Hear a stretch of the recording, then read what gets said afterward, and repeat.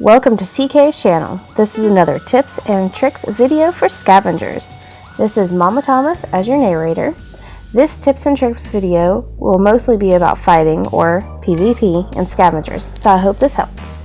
Okay, so tip number 1 is stamina. Stamina during your fighting is very important. Being able to dodge and roll around is really effective in scavengers. You can dodge melee attacks and dodge some unwanted shots coming your way.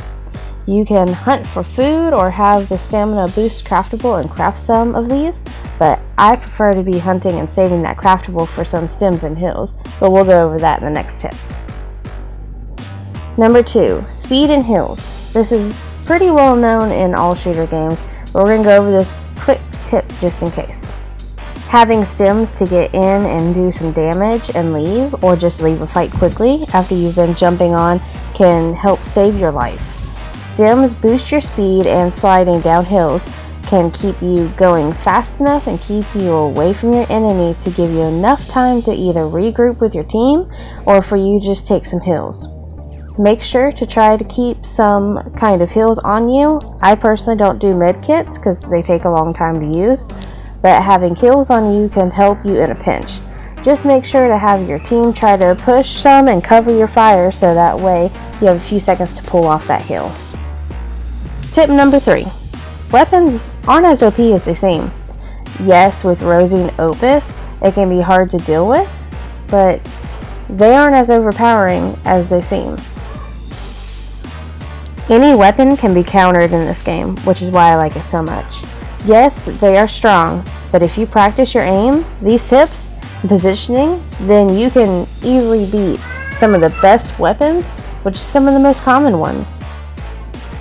Just head into some practice games and really work on your aim, and that's a big part. What I do is I practice my aim on the AIs while I'm going through the camps. Then as an explorer shows up, I know my aim is good and ready. Practice on the AIs exactly how you would against another explorer, and you'll find yourself being able to take on some of the biggest fights. Tip number 4. Shield is very important, but blue is just fine. Having purple shield only gives you about 20 extra HP from the blue. Yes, when you have enough salvage, I recommend crafting it, but craft your weapons first. Because I've seen many times with more explorers than just Jay, where I've held my own with blue shield instead of wasting my salvage on purple when I could use it on my Opus or my war song instead. Our 5th and final tip is positioning. Positioning is important in any shooter game. You don't have a good position in a fight and you're risking failure. Keep moving, keep shooting, and be a hard target to hit. If you'll see in this video, I keep moving behind cover and getting around behind the enemy a lot.